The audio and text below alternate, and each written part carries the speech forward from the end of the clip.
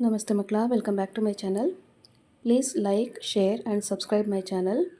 ಮಕ್ಕಳ, ಇವತ್ತು ನಾವು ದ್ವಿತೀಯ PUC ಕನ್ನಡದಲ್ಲಿ ಆಯ್ಕೆ ಇದೆ ನಮ್ಮ ಕೈಯಲ್ಲಿ ಈ ಒಂದು ಗದ್ಯಭಾಗಕ್ಕೆ ಸಂಬಂಧಪಟ್ಟಂತಹ ಅಭ್ಯಾಸ ಪ್ರಶ್ನೋತ್ತರಗಳನ್ನ ಈಗ ನೋಡ್ತಾ ಹೋಗೋಣ. ಫಸ್ಟ್ ರೀಡಿಂಗ್ ನೋಡಿ, ಸಾಂದರ್ಭಿಕ ವಿವರಣೆ ಬಯಸುವ ವಾಕ್ಯಗಳು. ಮೊದಲನೇದಾಗಿ, ಅದೃಷ್ಟವನ್ನೇ ಅವಲಂಬಿಸಿ ಬದುಕಲು ಸಾಧ್ಯವೇ?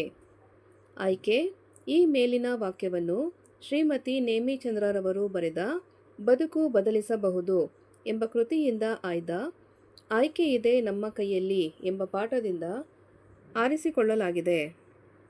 ಸಂದರ್ಭ: ಲೇಖಕಿ ನೇಮಿಚಂದ್ರರವರು ಅದೃಷ್ಟವನ್ನೇ ಅವಲಂಬಿಸಿ ಬದುಕುವುದು ಸರಿಯಲ್ಲ ಎನ್ನುವಾಗ ಹೇಳುವ ಮಾತು ಇದಾಗಿದೆ. ವಿವರಣೆ: ನೇಮಿಚಂದ್ರರವರು ಅದೃಷ್ಟವನ್ನೇ ಅವಲಂಬಿಸಿ ಬದುಕುವವರ ಕುರಿತು ಸಿಟ್ಟನ್ನು ವ್ಯಕ್ತಪಡಿಸುತ್ತಾರೆ. ಕೆಲವರನ್ನು ಅವರ ಜೀವನದ ಕುರಿತು ವಿಚಾರಿಸುವಾಗ ಏನು ಮಾಡೋಕ್ಕಾಗುತ್ತೆ, ಎಲ್ಲ ಹಣೆ ಬರಹ, ಆಗೋದು ಹಾಗೇ ಆಗುತ್ತೆ ಎನ್ನುತ್ತಾರೆ. ಹಾಗೆ ಹೇಳುವವರ ಬಗ್ಗೆ ಲೇಖಕಿ ಪ್ರತಿಕ್ರಿಯಿಸುತ್ತಾ, ನಿಜ, ಕೆಲವೊಮ್ಮೆ ಆಗುವುದನ್ನು ತಡೆಯಲು ಆಗದಿರಬಹುದು, ಆದರೆ ಪ್ರಯತ್ನಿಸಬಹುದಲ್ಲ ಎನ್ನುತ್ತಾ ಈ ಮೇಲಿನಂತೆ ಹೇಳುತ್ತಾರೆ. ಎರಡನೇದಾಗಿ, ಮತ್ತೆ ಅವರಿಗೆ ಮೂತ್ರಪಿಂಡದ ಕಲ್ಲು ಕಾಣಿಸಿರಲಿಲ್ಲ.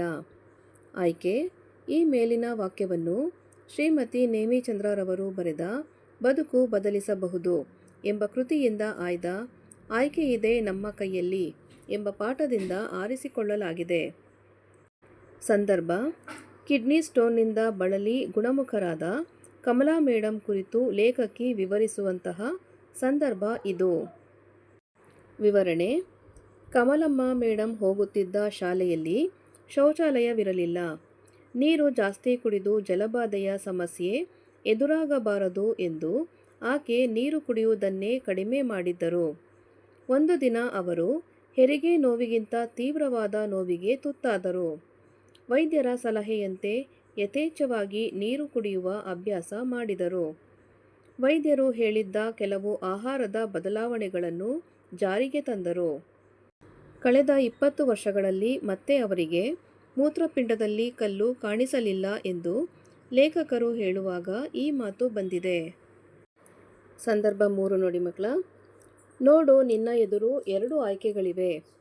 ಆಯ್ಕೆ: ಈ ಮೇಲಿನ ವಾಕ್ಯವನ್ನು ಶ್ರೀಮತಿ ನೇಮಿಚಂದ್ರರವರು ಬರೆದ ಬದುಕು ಬದಲಿಸಬಹುದು ಎಂಬ ಕೃತಿಯಿಂದ ಆಯ್ದ ಆಯ್ಕೆ ಇದೆ ನಮ್ಮ ಕೈಯಲ್ಲಿ ಎಂಬ ಪಾಠದಿಂದ ಆರಿಸಿಕೊಳ್ಳಲಾಗಿದೆ. ಸಂದರ್ಭ: ಈ ಮಾತನ್ನು ಲೇಖಕಿ ನೇಮಿಚಂದ್ರರವರು ತನ್ನ ಪತಿ ಕೀರ್ತಿಗೆ ಹೇಳುತ್ತಾರೆ. ವಿವರಣೆ: ಲೇಖಕಿ ನೇಮಿಚಂದ್ರರವರು ಪತಿ ಕೀರ್ತಿಯಲ್ಲಿ ಕಂಡುಬಂದ ಕಿಡ್ನಿ ಸ್ಟೋನ್ ಯಾಕಾಗುತ್ತದೆ ಎಂದು ತಿಳಿಯುವ ಕುತೂಹಲ ಹೊಂದಿದ್ದರು. ಈ ಕುರಿತಂತೆ ಅಕ್ಕಪಕ್ಕ ಮನೆಯವರಲ್ಲಿ ಯಾರಿಗಾದರೂ ಆಗಿದೆಯೇ ವಿಚಾರಿಸಲು ಮುಂದಾದರು. ಎದುರು ಮನೆಯ ಕಮಲಾ ಮೇಡಂ ಮತ್ತು ಮೂಲೆ ಮನೆ ಮುದ್ದೇಗೌಡರನ್ನು ಭೇಟಿ ಮಾಡಿ ಕಾರಣ ತಿಳಿದುಕೊಂಡರು. ಆದರೆ ಇಬ್ಬರೂ ಕೂಡ ಕಿಡ್ನಿ ಸ್ಟೋನ್ಗೆ ಕಂಡುಕೊಂಡ ಪರಿಹಾರ ಬೇರೆ ಬೇರೆಯಾಗಿತ್ತು. ನಂತರ ಕೀರ್ತಿಯ ಬಳಿ ಬಂದು ಇಬ್ಬರ ವಿಷಯ ತಿಳಿಸುವ ಸಂದರ್ಭದಲ್ಲಿ ಈ ಮೇಲಿನಂತೆ ಹೇಳುತ್ತಾರೆ. ಸಂದರ್ಭ 4: ಈ ಅದೃಷ್ಟ ನಿನಗೂ ಇತ್ತಲ್ಲೇ? ಆಯ್ಕೆ: ಈ ಮೇಲಿನ ವಾಕ್ಯವನ್ನು ಶ್ರೀಮತಿ ನೇಮಿಚಂದ್ರರವರು ಬರೆದ ಬದುಕು ಬದಲಿಸಬಹುದು ಎಂಬ ಕೃತಿಯಿಂದ ಆಯ್ದ ಆಯ್ಕೆ ಇದೆ ನಮ್ಮ ಕೈಯಲ್ಲಿ ಎಂಬ ಪಾಠದಿಂದ ಆರಿಸಿಕೊಳ್ಳಲಾಗಿದೆ. ಸಂದರ್ಭ: ಈ ಮಾತನ್ನು ಲೇಖಕಿ ನೇಮಿಚಂದ್ರರವರು ಗೆಳತಿ ಸೀತಾ ಹತ್ತಿರ ಹೇಳುತ್ತಾರೆ. ವಿವರಣೆ: ಲೇಖಕಿ ನೇಮಿಚಂದ್ರ ಸಂಶೋಧನೆ ಮುಗಿಸಿ ಬೆಂಗಳೂರಿನ ಕಂಪನಿಯೊಂದರಲ್ಲಿ ಕೆಲಸಕ್ಕೆ ಸೇರಿಕೊಂಡರು. ಬಾಡಿಗೆ ಮನೆಯಲ್ಲಿ ರೋಸಿ ಹೋಗಿ ಬ್ಯಾಂಕ್ನಿಂದ ಸಾಲ ಪಡೆದು ಸಣ್ಣ ಫ್ಲ್ಯಾಟ್ ಕೂಡ ಕೊಂಡುಕೊಂಡಿದ್ದರು. ಒಮ್ಮೆ ಸೀತಾ ಅವರ ಮನೆಗೆ ಬಂದಾಗ, ನೀನು ಬಿಡೆ, ತುಂಬ ಅದೃಷ್ಟವಂತೆ ಎಂದು ಹಲುಬಿದಳು.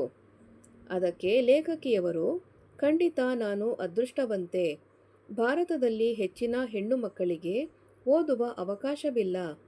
ಆದರೆ ನನಗೆ ಆ ಅವಕಾಶ ದೊರೆತಿದೆ. ಎಷ್ಟು ಬೇಕಾದರೂ ಓದಿಸುತ್ತೇನೆ ಎನ್ನುವ ತಂದೆಯಿದ್ದಾರೆ. ಇವೆಲ್ಲ ನನ್ನ ಅದೃಷ್ಟ ಎನ್ನುತ್ತಾ ಸೀತಾಳನ್ನು ಉದ್ದೇಶಿಸಿ ಮರು ಪ್ರಶ್ನಿಸುವಾಗ ಈ ಮೇಲಿನ ಮಾತು ಬಂದಿದೆ. ಸಂದರ್ಭ 5. ಮುಂಬಯಿಯ ಪ್ರಸಿದ್ಧ ನ್ಯಾಯವಾದಿಯಾದರು. ಆಯ್ಕೆ: ಈ ಮೇಲಿನ ವಾಕ್ಯವನ್ನು ಶ್ರೀಮತಿ ನೇಮಿಚಂದ್ರರವರು ಬರೆದ ಬದುಕು ಬದಲಿಸಬಹುದು ಎಂಬ ಕೃತಿಯಿಂದ ಆಯ್ದ ಆಯ್ಕೆ ಇದೆ ನಮ್ಮ ಕೈಯಲ್ಲಿ ಎಂಬ ಪಾಠದಿಂದ ಆರಿಸಿಕೊಳ್ಳಲಾಗಿದೆ. ಸಂದರ್ಭ: ಲೇಖಕಿ ನೇಮಿಚಂದ್ರರವರು ಕಷ್ಟದ ಬದುಕಿನಲ್ಲಿ ತನ್ನ ಹಠದಿಂದ ಮತ್ತೆ ಓದಿ ಪ್ರಸಿದ್ಧ ನ್ಯಾಯವಾದಿಯಾದ ಫ್ಲೇವಿಯಾರವರ ಕುರಿತು ಹೇಳುವ ಮಾತು ಇದಾಗಿದೆ. ವಿವರಣೆ: ಬದುಕು ಸದಾ ಅದೃಷ್ಟಗಳನ್ನು ನಮ್ಮತ್ತ ಎಸೆಯದಿದ್ದರೂ ನಮ್ಮೆದುರು 100,000 ಅವಕಾಶಗಳನ್ನು ತೆರೆದಿಡುತ್ತದೆ ಎನ್ನುವ ಲೇಖಕಿಯು ಅಂತಹ ಅವಕಾಶಗಳನ್ನು ಉಪಯೋಗಿಸಿಕೊಂಡು ಬದುಕಿನಲ್ಲಿ ಮೇಲೆ ಬಂದ ಫ್ಲೇವಿಯಾ ಬಗ್ಗೆ ಹೆಮ್ಮೆ ಪಡುತ್ತಾರೆ. ಫ್ಲೇವಿಯಾ ಓದಿದ್ದು ಕೇವಲ 10ನೇ ತರಗತಿ ಮಾತ್ರ. ಮದುವೆಯಾದ ಫ್ಲೇವಿಯಾಗೆ 3 ಮಕ್ಕಳು, ಜೊತೆಯಲ್ಲಿ ಗಂಡ ಕೆಟ್ಟವನು. ಇಷ್ಟೇ ಅಲ್ಲದೆ ಆಕೆಯ ಮನೆಯಲ್ಲಿಯೂ ಹೇಳಿಕೊಳ್ಳುವಂತಹ ಯಾವ ಆಸ್ತಿಯೂ ಇರಲಿಲ್ಲ. ಆದರೆ ಆಕೆ ಎದುರು ಆಯ್ಕೆಗಳಿದ್ದವು. ತನ್ನ ಆ ದುಸ್ಥಿತಿಯ ಸಂದರ್ಭದಲ್ಲಿಯೂ 40ರ ವಯಸ್ಸಿನಲ್ಲಿ ವಿದ್ಯಾಭ್ಯಾಸ ಮುಂದುವರೆಸಿದ ಫ್ಲೇವಿಯಾ ಮುಂಬಯಿಯ ನ್ಯಾಯವಾದಿಯಾದರು ಎನ್ನುವುದನ್ನು ಲೇಖಕಿ ವಿವರಿಸುತ್ತಾರೆ. ನೆಕ್ಸ್ಟ್ ಹೆಡಿಂಗ್ ನೋಡಿ ಮಕ್ಕಳ. 1 ಅಂಕದ ಪ್ರಶ್ನೆಗಳು. ಪ್ರಶ್ನೆ 1. ಲೇಖಕಿಗೆ ಯಾವಾಗ ರೇಗಿ ಹೋಗುತ್ತಿತ್ತು? ಉತ್ತರ: ಏನ್ ಮಾಡೋಕ್ಕಾಗತ್ತೆ, ಎಲ್ಲ ಹಣೆ ಬರಹ, ಆಗೋದು ಆಗೇ ಆಗುತ್ತೆ ಎಂದು ಯಾರಾದರೂ ಹೇಳಿದರೆ ಲೇಖಕಿಗೆ ರೇಗಿ ಹೋಗುತ್ತಿತ್ತು. ಪ್ರಶ್ನೆ 2. ಲೇಖಕಿಯ ಪತಿ ಯಾವ ತೊಂದರೆಯಿಂದ ಬಳಲಿದರು? ಉತ್ತರ: ಲೇಖಕಿಯ ಪತಿ ಮೂತ್ರಪಿಂಡದ ಕಲ್ಲಿನ ತೊಂದರೆಯಿಂದ ಬಳಲಿದರು. ಪ್ರಶ್ನೆ 3. ಕಿಡ್ನಿ ಸ್ಟೋನ್ ಬಗ್ಗೆ ತಿಳಿಯಲು ಲೇಖಕಿ ಯಾರನ್ನು ಭೇಟಿ ಮಾಡಿದರು? ಉತ್ತರ: ಕಿಡ್ನಿ ಸ್ಟೋನ್ ಬಗ್ಗೆ ತಿಳಿಯಲು ಲೇಖಕಿ ಶಸ್ತ್ರಚಿಕಿತ್ಸೆಗೆ ಒಳಗಾಗಿದ್ದ ಮೂಲೆಮನೆ ಮುದ್ದೇಗೌಡರು ಮತ್ತು ಕಮಲಮ್ಮನವರನ್ನು ಭೇಟಿ ಮಾಡಿದರು. ಪ್ರಶ್ನೆ 4. ಲೇಖಕಿಯ ಪತಿಯನ್ನು ಸೋನೋಗ್ರಫಿ ರೂಮಿಗೆ ಕರೆದೊಯ್ದದ್ದೇಕೆ? ಉತ್ತರ: ಮೂತ್ರಪಿಂಡದಲ್ಲಿನ ಕಲ್ಲು ಇರುವ ಸ್ಥಳವನ್ನು ಬದಲಿಸಿದೆಯೇ ಎಂದು ತಿಳಿದುಕೊಳ್ಳಲು ಲೇಖಕಿಯ ಪತಿಯನ್ನು ಸೋನೋಗ್ರಫಿ ಕರೆದೊಯ್ಯಲಾಯಿತು. ಪ್ರಶ್ನೆ 5. ಅದೃಷ್ಟದ ಪ್ರಶ್ನೆ ಬಂದಾಗ ಲೇಖಕಿಗೆ ಯಾರು ನೆನಪಾಗುತ್ತಾರೆ? ಉತ್ತರ: ಅದೃಷ್ಟದ ಪ್ರಶ್ನೆ ಬಂದಾಗ ಲೇಖಕಿಗೆ ತಮ್ಮ ಹೈಸ್ಕೂಲ್ ಸಹಪಾಠಿ ಸೀತಾ ನೆನಪಾಗುತ್ತಾರೆ. ಪ್ರಶ್ನೆ 6. ದುರಾಸೆಯ ಹುಡುಗನನ್ನು ನಿರಾಕರಿಸಿದವರು ಯಾರು? ಉತ್ತರ: ದುರಾಸೆಯ ಹುಡುಗನನ್ನು ನಿರಾಕರಿಸಿದವರು ನಿಶಾ ಶರ್ಮಾ. ನೆಕ್ಸ್ಟ್ ಹೆಡಿಂಗ್ ನೋಡಿ ಮಕ್ಕಳ. 2 ಅಂಕಗಳ ಪ್ರಶ್ನೆಗಳು. ಪ್ರಶ್ನೆ 1. ಯಾವ ಉತ್ತರಗಳಿಂದ ಲೇಖಕಿಗೆ ತೃಪ್ತಿಯಾಗಲಿಲ್ಲ? ಉತ್ತರ: ಲೇಖಕಿಗೆ ಕಿಡ್ನಿ ಸ್ಟೋನ್ ಯಾಕಾಗುತ್ತೆ ಎಂದು ತಿಳಿದುಕೊಳ್ಳುವ ಕುತೂಹಲವಿತ್ತು. ಅದಕ್ಕಾಗಿ ಅವರು ಕೆಲವರಲ್ಲಿ ಕಿಡ್ನಿ ಸ್ಟೋನಿನ ಬಗ್ಗೆ ವಿಚಾರಿಸಿ ಅಭಿಪ್ರಾಯ ಕಲೆ ಹಾಕಲು ಮುಂದಾದರು. ಅಯ್ಯೋ, ಈ ಕಿಡ್ನಿ ಸ್ಟೋನ್ ಕೆಲವರಿಗೆ ಆಗುತ್ತೆ, ಕೆಲವರಿಗೆ ಇಲ್ಲ, ಅವರವರ ಅದೃಷ್ಟ ಎಂಬಂಥ ಉತ್ತರಗಳು ತೃಪ್ತಿಯಾಗಲಿಲ್ಲ. ಪ್ರಶ್ನೆ 2. ಕಮಲಾ ಮೇಡಂ ವೈದ್ಯರ ಯಾವ ಸಲಹೆಯನ್ನು ರೂಢಿಸಿಕೊಂಡರು? ಉತ್ತರ: ಶೌಚಾಲಯದ ಸಮಸ್ಯೆಯಿಂದ ಜಲಬಾಧೆ ತಡೆದುಕೊಂಡ ಪರಿಣಾಮವಾಗಿ ಎದುರು ಮನೆಯ ಕಮಲಾ ಮೇಡಂಗೆ ಕಿಡ್ನಿ ಸ್ಟೋನ್ ಆಗಿತ್ತು. ವೈದ್ಯರ ಬಳಿಗೆ ಹೋಗಿ ಅವರ ಸಲಹೆಯಂತೆ ಯಥೇಚ್ಛವಾಗಿ ನೀರು ಕುಡಿಯುವ ಅಭ್ಯಾಸ ಮಾಡಿಕೊಂಡರು.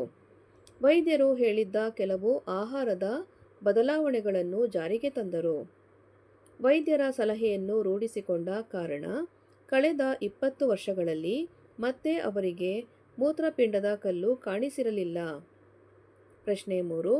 ಮುದ್ದೇಗೌಡರು ಪಥ್ಯದ ವಿಚಾರವಾಗಿ ಹೊಂದಿದ್ದ ನಿಲುವು ಯಾವುದು? ಉತ್ತರ: ಮುದ್ದೇಗೌಡರು ಪಥ್ಯದ ವಿಚಾರದಲ್ಲಿ ಉದಾಸೀನದಿಂದಿದ್ದರು. ಲೇಖಕಿ ಕೇಳಿದಾಗ, ಅಯ್ಯೋ, ಅದೆಲ್ಲ ಪಥ್ಯೆ ಯಾರು ಮಾಡೋಕೆ ಆಗುತ್ತೆ, ಬಾಡು ತಿನ್ಬೇಡಿ, ಹಾಲಿನ ಪದಾರ್ಥಗಳನ್ನು ಜಾಸ್ತಿ ಸೇವನೆ ಮಾಡಬೇಡಿ, ಸದಾ ನೀರು ಕುಡೀರಿ ಅಂತಾರೆ, ಅದೆಲ್ಲ ಆಗೋ ಮಾತಲ್ಲ ಬಿಡಿ ಎಂದು ತಲೆ ಕೊಡವಿದರು. ಪ್ರಶ್ನೆ 4. ಸೀತಾಳ ಓದುವ ಆಸಕ್ತಿ ಹೇಗಿತ್ತು? ಉತ್ತರ: ಸೀತಾಳಿಗೆ ಓದಿನಲ್ಲಿ ಆಸಕ್ತಿ ಇರಲಿಲ್ಲ. SSLCಯಲ್ಲಿ ಎಲ್ಲ ವಿಷಯದಲ್ಲೂ ಫೇಲ್ ಆದಳು. ಮತ್ತೊಮ್ಮೆ ಪರೀಕ್ಷೆ ಕಟ್ಟುವ ತಾಪತ್ರಯಕ್ಕೆ ಹೋಗಲಿಲ್ಲ. ಸದಾ ಯಾರಾದರೂ ಗೆಳತಿಯನ್ನು ಜೊತೆ ಮಾಡಿಕೊಂಡು ಮಾರ್ಕೆಟ್, ಸಿನಿಮಾ ಎಂದು ಸುತ್ತಾಡುತ್ತಿದ್ದಳು. ಪ್ರಶ್ನೆ 5. ಸೀತಾಳ ಬಯಕೆ, ನಂಬಿಕೆಗಳು ಹೇಗಿದ್ದವು? ಉತ್ತರ: ಸೀತಾ ಕಷ್ಟಪಡುವವಳಲ್ಲ. ಎಲ್ಲವೂ ತಟ್ಟನೆ ಸರಿಹೋಗಿ ಬಿಡಬೇಕು ಎಂದು ಬಯಸುತ್ತಿದ್ದಳು. ಕೈ ತುಂಬ ಸಂಪಾದಿಸಿ ತಂದು ಹಾಕಿ ಹೆಂಡ್ತಿನ ಚೆನ್ನಾಗಿ ಇಟ್ಟುಕೊಳ್ಳುವುದು ಗಂಡನ ಜವಾಬ್ದಾರಿ ಎಂದು ಬಲವಾಗಿ ನಂಬಿದ್ದ ಸೀತಾ ತನ್ನ ಕಿರುಬೆರಳನ್ನು ಎತ್ತಲು ಸಿದ್ಧವಿರಲಿಲ್ಲ. ಪ್ರಶ್ನೆ 6. ತಾನು ಅದೃಷ್ಟವಂತೆ ಎಂದು ಲೇಖಕಿ ಭಾವಿಸಲು ಕಾರಣವೇನು? ಉತ್ತರ: ಒಂದು ದಿನ ನಿರೂಪಕಿಯ ಮನೆಗೆ ಬಂದ ಸೀತಾ ನಿರೂಪಕಿಯಲ್ಲಿ "ನೀನು ಬಿಡೆ, ತುಂಬ ಅದೃಷ್ಟವಂತೆ" ಎಂದು ಹಲುಬಿದಳು. ಆಗ ನಿರೂಪಕಿಯವರು "ಖಂಡಿತ ನಾನು ಅದೃಷ್ಟವಂತೆ ಕಣೆ. ನಮ್ಮ ಭಾರತದಲ್ಲಿ ಎಷ್ಟು ಜನ ಹೆಣ್ಣು ಮಕ್ಕಳಿಗೆ ಓದೋ ಅವಕಾಶ ಸಿಗುತ್ತೆ ಹೇಳು. ವಿದ್ಯಾವಂತರ ಕುಟುಂಬದಲ್ಲಿ ಹುಟ್ಟಿದೆನಲ್ಲ, ಅದು ನನ್ನ ಅದೃಷ್ಟ. ಎಷ್ಟು ಬೇಕಾದರೂ ಓದಿಸ್ತೇನೆ ಅಂದ ಅಪ್ಪ ಇದ್ದಾರಲ್ಲ, ಅದು ನನ್ನ ಅದೃಷ್ಟ" ಎನ್ನುತ್ತಾರೆ. ನೆಕ್ಸ್ಟ್ ಹೆಡಿಂಗ್ ನೋಡಿ ಮಕ್ಕಳ. 4 ಅಂಕಗಳ ಪ್ರಶ್ನೆಗಳು. ಪ್ರಶ್ನೆ 1. ರಜೆಗೆಂದು ಮೈಸೂರಿಗೆ ಹೋದಾಗ ಲೇಖಕಿಯ ಪತಿಗಾದ ತೊಂದರೆ ಏನು? ಉತ್ತರ: ಲೇಖಕಿಯು 4 ವರ್ಷಗಳ ಹಿಂದೆ ರಜೆಗೆಂದು ತಮ್ಮ ಕುಟುಂಬ ಸಮೇತರಾಗಿ ಮೈಸೂರಿನಲ್ಲಿರುವ ತನ್ನ ಅಮ್ಮನ ಮನೆಗೆ ಹೋಗಿದ್ದರು. ಆ ರಾತ್ರಿ ಇದ್ದಕ್ಕಿದ್ದಂತೆ ಲೇಖಕಿಯ ಪತಿ ಕೀರ್ತಿಗೆ ಎಲ್ಲಿಲ್ಲದ ಕೆಳಹೊಟ್ಟೆಯ ನೋವು ಕಾಣಿಸಿಕೊಂಡಿತು. ಅದೆಲ್ಲೋ ಬೆನ್ನ ಹಿಂಬದಿಯಲ್ಲಿ ಹುಟ್ಟಿದ ನೋವು ಕಿಬ್ಬೊಟ್ಟೆಯವರೆಗೂ ವ್ಯಾಪಿಸಿ ಕೀರ್ತಿ ನೋವಿನಿಂದ ಒದ್ದಾಡತೊಡಗಿದರು. ಕೂಡಲೇ ಮಿಷನ್ ಆಸ್ಪತ್ರೆಗೂ ಕೂಡ ಸೇರಿಸಲಾಯಿತು. ಸೋನೋಗ್ರಫಿ ಎಂಬ ತಪಾಸಣೆಯನ್ನು ಮಾಡಿದರು. ಆಗ 8 ಮಿಲಿಮೀಟರ್ ಉದ್ದದ ಕಲ್ಲು ಮೂತ್ರಪಿಂಡದಲ್ಲಿ ಇರುವುದು ಖಚಿತವಾಯಿತು. ಅಲ್ಲದೆ 2 ದಿನದ ಅನಂತರ ಶಸ್ತ್ರಚಿಕಿತ್ಸೆಗೂ ಕೂಡ ದಿನಾಂಕ ನಿಗದಿಯಾಯಿತು. ನೋವು ಕಡಿಮೆ ಮಾಡಲು ಮಾತ್ರೆಯನ್ನು ಕೊಟ್ಟು ಕಳುಹಿಸಿದರು. ಹೀಗೆ ರಜೆಗೆಂದು ಹೋದ ಲೇಖಕಿಯವರು ಪತಿಗೆ ಕಾಣಿಸಿಕೊಂಡ ನೋವಿನಿಂದ ತೊಂದರೆ ಅನುಭವಿಸುವಂತಾಯಿತು. ಪ್ರಶ್ನೆ 2. ಕಮಲಾ ಮೇಡಂಗೆ ಮೂತ್ರಪಿಂಡದಲ್ಲಿ ಕಲ್ಲು ಮೂಡಿದ್ದೇಕೆ? ಉತ್ತರ: ಕಿಡ್ನಿ ಸ್ಟೋನ್ ಯಾಕಾಗುತ್ತೆ ಎಂದು ತಿಳಿಯಲು ಹೊರಟ ಲೇಖಕಿಯವರು ಈ ಕುರಿತಂತೆ ಅಕ್ಕಪಕ್ಕದಲ್ಲಿ ವಿಚಾರಿಸಿದರು. ಎದುರು ಮನೆಯ ಕಮಲಾ ಮೇಡಂ ಕಿಡ್ನಿ ಸ್ಟೋನ್ ಆಗಿತ್ತು ಎಂದು ತಿಳಿದು ಅವರ ಮನೆಗೆ ಹೋದರು. ಸಾಮಾನ್ಯವಾಗಿ ಗಂಡಸರಲ್ಲಿ ಮೂತ್ರಪಿಂಡದ ಕಲ್ಲುಗಳು ಹೆಚ್ಚು ಕಾಣಿಸಿಕೊಳ್ಳುವುದನ್ನು ನೋಡಿದ್ದೆ. ನಿಮಗೆ ಹೇಗೆ ಬಂತು ಮೇಡಂ ಎಂದು ಕೇಳಿದರು. ಆಗ ಲೇಖಕಿಗೆ ಕೆಲವು ವಿಚಾರಗಳು ಮನವರಿಕೆಯಾದವು. ಕಮಲಮ್ಮ ಮೇಡಂ ರವರ ಶಾಲೆಯಲ್ಲಿ ಮಹಿಳೆಯರಿಗೆ ಶೌಚಾಲಯವಿರಲಿಲ್ಲ. ಹಾಗಾಗಿ ಬೆಳಗ್ಗೆ ಮನೆಯಿಂದ ಹೊರಟರೆ ಮತ್ತೆ ಸಂಜೆ ಹಿಂದಿರುಗಿ ಬರುವವರೆಗೂ ಜಲಬಾಧೆಯನ್ನು ತಡೆದುಕೊಳ್ಳದೆ ಬೇರೆ ದಾರಿ ಇರಲಿಲ್ಲ. ನೀರು ಕುಡಿದರೆ ಶೌಚಾಲಯಕ್ಕೆ ಹೋಗಬೇಕಾಗುತ್ತದೆ ಎಂದು ಆ ಮಹಿಳೆ ದಿನವೆಲ್ಲ ನೀರು ಕುಡಿಯುವುದನ್ನೇ ಬಿಟ್ಟಿದ್ದರು.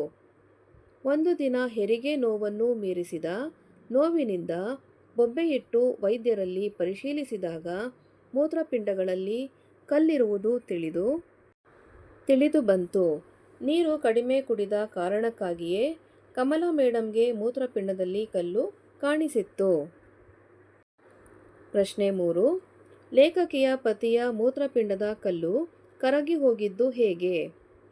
ಉತ್ತರ: ಲೇಖಕಿಯು ಕಮಲಮ್ಮ ಮೇಡಂ ಮತ್ತು ಮುದ್ದೇಗೌಡರನ್ನು ಭೇಟಿ ಮಾಡಿ ಇಬ್ಬರಲ್ಲೂ ಕಾಣಿಸಿಕೊಂಡ ಕಿಡ್ನಿ ಸ್ಟೋನ್ ಮತ್ತು ಇಬ್ಬರೂ ಕಂಡುಕೊಂಡ ಪರಿಹಾರ ಮಾರ್ಗವನ್ನು ತಿಳಿದುಕೊಂಡು ಮರಳಿ ಮನೆಗೆ ಬಂದರು. ಬಂದು ತನ್ನ ಪತಿ ಕೀರ್ತಿಗೆ ಹೀಗೆ ಹೇಳಿದರು: ನೋಡು, ನಿನ್ನ ಎದುರು 2 ಆಯ್ಕೆಗಳಿವೆ.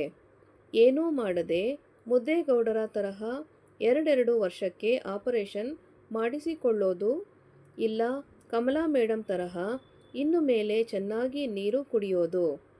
ನೀರು, ಎಳನೀರು, ಬಾರ್ಲಿ ವಾಟರ್ ಜಾಸ್ತಿ ಸೇವಿಸುವಂತೆ ಹೇಳುತ್ತಾ ಮೊಳದುದ್ದ ಪಂಜಾಬಿ ಲೋಟದಲ್ಲಿ ಹಾಲನ್ನು ಕುಡಿಯುವುದನ್ನು ಕಡಿಮೆ ಮಾಡುವಂತೆ ಹೇಳಿದಳು. ಆರಂಭದಲ್ಲಿ ಲೇಖಕಿಯ ಸಲಹೆಗಳನ್ನು ಆಕೆಯ ಪತಿ ನಿರಾಕರಿಸಿದರೂ ನಿಧಾನವಾಗಿ ನೀರಿನ ಅಂಶದ ವಸ್ತುಗಳನ್ನು ದಿನದಿಂದ ದಿನಕ್ಕೆ ಹೆಚ್ಚು ಸೇವಿಸುತ್ತಾ ಬಂದರು. 2 ದಿನ ನೀರು ಕುಡಿದು ನೀರಿನಲ್ಲಿ ಕೀರ್ತಿ ತೇಲಿ ಮುಳುಗಿದ್ದರು. ಅಂತೂ ಆಪರೇಷನ್ ದಿನ ಬಂತು.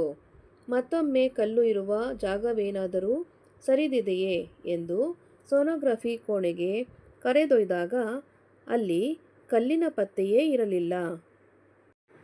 ಕಲ್ಲು ಕೀರ್ತಿ ಕುಡಿದ ನೀರಿಗೆ ಎಲ್ಲೋ ಜಾರಿ ಹೋಗಿತ್ತು. ಪ್ರಶ್ನೆ 4. ಸೀತಾ ಎಂಬ ಗೆಳತಿಯ ಗುಣ ಸ್ವಭಾವವನ್ನು ಲೇಖಕಿ ಹೇಗೆ ಚಿತ್ರಿಸಿದ್ದಾರೆ? ಉತ್ತರ: ಲೇಖಕಿಗೆ ಅದೃಷ್ಟ ಆಯ್ಕೆ ಪ್ರಶ್ನೆ ಬಂದಾಗ ತನ್ನ ಹೈಸ್ಕೂಲ್ ಗೆಳತಿ ಸೀತಾ ನೆನಪಿಗೆ ಬರುತ್ತಾಳೆ. ಇಬ್ಬರ ತಂದೆ ಕೂಡ ಕಾಲೇಜು ಪ್ರಾಧ್ಯಾಪಕರಾಗಿದ್ದರು. ಎರಡೂ ಮನೆಯವರ ನಡುವೆ ಒಳ್ಳೆ ಸ್ನೇಹವೂ ಇತ್ತು. ಇಬ್ಬರ ಮನೆಯಲ್ಲೂ ಗಂಡು ಹೆಣ್ಣು ಭೇದವಿಲ್ಲದೆ ಎಷ್ಟು ಬೇಕಾದರೂ ಓದಿಸಲು ಅಪ್ಪಂದಿರು ಸಿದ್ಧರಿದ್ದರು. ಆದರೆ ಸೀತಾ ಮಾತ್ರ ಓದಿನಲ್ಲಿ ಆಸಕ್ತಿ ಹೊಂದಿರಲಿಲ್ಲ. SSLCಯಲ್ಲೇ ಎಲ್ಲ ವಿಷಯದಲ್ಲೂ ಫೇಲ್ ಆದಳು. ಮತ್ತೆ ಕಟ್ಟಿ ಪಾಸ್ ಮಾಡಿಕೊಳ್ಳುವ ತಾಪತ್ರಯಕ್ಕೆ ಹೋಗಲಿಲ್ಲ. ಸದಾ ಯಾರಾದರೂ ಗೆಳತಿಯನ್ನು ಜೊತೆ ಮಾಡಿಕೊಂಡು ಮಾರ್ಕೆಟ್, ಸಿನಿಮಾ ಎಂದು ಸುತ್ತುತ್ತಿದ್ದಳು. ಆದರೆ ಓದಿನಲ್ಲಿ ನಿರ್ದಿಷ್ಟ ಗುರಿಯನ್ನು ಹೊಂದಿದ ಲೇಖಕಿ ಇಂಜಿನಿಯರ್ ಆದರು. ಓದಿನಲ್ಲೇ ಹಿಂದೆ ಉಳಿದಿದ್ದ ಸೀತಾ ಮಾತ್ರ ಸಾಮಾನ್ಯವಾದ ಹುಡುಗನನ್ನು ಮದುವೆಯಾಗಬೇಕಾಯಿತು. ಆದರೆ ಸೀತಾಳಿಗೆ ಗಂಡನ ಮನೆಗೆ ಹೊಂದಿಕೊಳ್ಳುವುದು ಬಹಳ ಕಷ್ಟವಾಯಿತು. ಸಣ್ಣ ಮನೆ, ಅದಿಲ್ಲ ಇದಿಲ್ಲ, ನಮ್ಮ ಮನೆ ಮೈಸೂರಿನಲ್ಲಿ ಹೇಗಿತ್ತು ಎಂದು ಆಲೋಚಿಸುತ್ತಿದ್ದಳು. ಅಲ್ಲದೆ ತನ್ನ ಸಮಸ್ಯೆಯನ್ನು ಆಗಾಗ ಲೇಖಕಿಯ ಬಳಿಗೆ ಹೋಗಿ ಹೇಳಿಕೊಳ್ಳುತ್ತಿದ್ದಳು. ಆದರೆ ಲೇಖಕಿಯು ಹೇಳಿದ ಯಾವ ದಾರಿಗಳು ಸೀತಾಳಿಗೆ ಬಲು ಪ್ರಯಾಸದ್ದಾಗಿ ಕಾಣುತ್ತಿತ್ತು. ತಟ್ಟನೆ ಎಲ್ಲ ಸರಿಹೋಗಿ ಬಿಡಬೇಕು ಎಂದು ಬಯಸುತ್ತಿದ್ದಳು. ಅಲ್ಲದೆ ಕೈತುಂಬ ಸಂಪಾದಿಸಿ ತಂದು ಹಾಕಿ ಹೆಂಡ್ತೀನ ಚೆನ್ನಾಗಿ ಇಟ್ಟುಕೊಳ್ಳುವುದು ಗಂಡನ ಜವಾಬ್ದಾರಿ ಎಂದು ಬಲವಾಗಿ ನಂಬಿದ್ದ ಸೀತಾ ತನ್ನ ಕಿರುಬೆರಳನ್ನು ಎತ್ತಲು ಸಿದ್ಧವಿರಲಿಲ್ಲ. ಇರುವುದು ಆಕೆಗೆ ಸಾಲುತ್ತಿರಲಿಲ್ಲ. ಬೇಕು ಅಂದದ್ದನ್ನು ದುಡಿದು ಗಳಿಸಲು ಸಿದ್ಧವಿರಲಿಲ್ಲ. ಸೀತಾಳಿಗೆ ಬದುಕೆಲ್ಲ ಅದೃಷ್ಟದ ಆಟದಂತೆ ಕಾಣುತ್ತಿತ್ತು. ಕೊನೆಯಲ್ಲಿ ಅವಳ ಬದುಕು ದುರಂತದಲ್ಲಿ ಅಂತ್ಯವಾಯಿತು. ಪ್ರಶ್ನೆ 5. ಬದುಕಿನಲ್ಲಿ ಆಯ್ಕೆಗಳು ಮುಖ್ಯ ಎಂಬುದನ್ನು ಲೇಖಕಿ ಹೇಗೆ ನಿರೂಪಿಸಿದ್ದಾರೆ? ಉತ್ತರ: ಲೇಖಕಿ ನೇಮಿಚಂದ್ರರ ಪ್ರಕಾರ ಬದುಕಿನಲ್ಲಿ ಸುಖ ಕಷ್ಟಗಳು ಸಾಮಾನ್ಯ. ಸೋಲು ಅಥವಾ ಕಷ್ಟ ಬಂದಾಗ ನನ್ನ ದುರದೃಷ್ಟ ಎಂದು ಸುಮ್ಮನೆ ಕೂರದೆ ಪ್ರಯತ್ನ ಮಾಡಿದರೆ ನಾವು ಕಳೆದುಕೊಂಡ ಸಂತೋಷವನ್ನು ಮರಳಿ ಪಡೆಯಬಹುದು ಎಂಬುದು ಅವರ ಅಭಿಪ್ರಾಯ. ಆದರೆ ಏನು ಮಾಡಬೇಕು ಎನ್ನುವ ಆಯ್ಕೆ ಮುಖ್ಯ ಎನ್ನುತ್ತಾರೆ. ಅದಕ್ಕಾಗಿಯೇ ಅವರು ಕಮಲಾ ಮೇಡಂ, ಮುದ್ದೇಗೌಡರು, ಸೀತಾ, ಫ್ಲೇವಿಯಾ, ನಿಶಾ ಶರ್ಮಾರ ದೃಷ್ಟಾಂತಗಳನ್ನು ಕೊಡುತ್ತಾರೆ. ಕಿಡ್ನಿ ಸ್ಟೋನ್ ಆದ ಕಮಲಾ ಮೇಡಂ ವೈದ್ಯರ ಸಲಹೆಯನ್ನು ಪಾಲಿಸಿ ಹೆಚ್ಚು ನೀರು ಸೇವಿಸಿದ್ದರಿಂದ ತನ್ನ ಸಮಸ್ಯೆಯಿಂದ ಪಾರಾದರು. ಆದರೆ ಮುದ್ದೇಗೌಡರು ಅದೇ ಸಮಸ್ಯೆಗೆ 4 ಬಾರಿ ಆಪರೇಷನ್ ಮಾಡಿಕೊಂಡರು. ಆದರೆ ಲೇಖಕಿಯ ಗೆಳತಿ ಸೀತಾ ಸರಿಯಾದ ಆಯ್ಕೆ ಮಾಡದೆ ಜೀವನದುದ್ದಕ್ಕೂ ಕಷ್ಟವನ್ನು ಅನುಭವಿಸುತ್ತಾ ದುರಂತಮಯವಾದ ಬದುಕಿಗೆ ಸಾಕ್ಷಿಯಾದರು. ಆದರೆ ನಿಶಾ ಶರ್ಮಾ, ಫ್ಲೇವಿಯಾ ಮಾತ್ರ ಕಷ್ಟದ ಸಂದರ್ಭದಲ್ಲಿಯೂ ಸರಿಯಾದ ಆಯ್ಕೆಯನ್ನು ಮಾಡಿದರು. ನಿಶಾ ಶರ್ಮಾ ದುರಾಸೆಯ ಗಂಡನನ್ನು ಹಸೆಮಣೆ ಏರುವ ಸಂದರ್ಭದಲ್ಲಿ ನಿರಾಕರಿಸಿದರು. ತನ್ನ ಬಡಿಯುವ ಗಂಡನನ್ನು ಯಾವುದೇ ಸುದೃಢ ಹಿನ್ನೆಲೆಯಿರದ ಫ್ಲೇವಿಯಾ ನಿರಾಕರಿಸಿ ತನ್ನ 40ರ ವಯಸ್ಸಿನಲ್ಲಿಯೂ ಕಾನೂನು ವಿಷಯ ಆಯ್ಕೆ ಮಾಡಿಕೊಂಡು ಓದಿ ತನ್ನ ಮಕ್ಕಳನ್ನು ಸಾಕಿಕೊಂಡು ಮುಂಬಯಿಯ ಪ್ರಸಿದ್ಧ ನ್ಯಾಯವಾದಿಯಾದರು.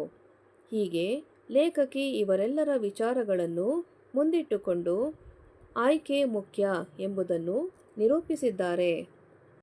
ಮಕ್ಕಳ, ಇಲ್ಲಿಗೆ ದ್ವಿತೀಯ PUC ಕನ್ನಡದಲ್ಲಿ ಆಯ್ಕೆ ಇದೆ ನಮ್ಮ ಕೈಯಲ್ಲಿ.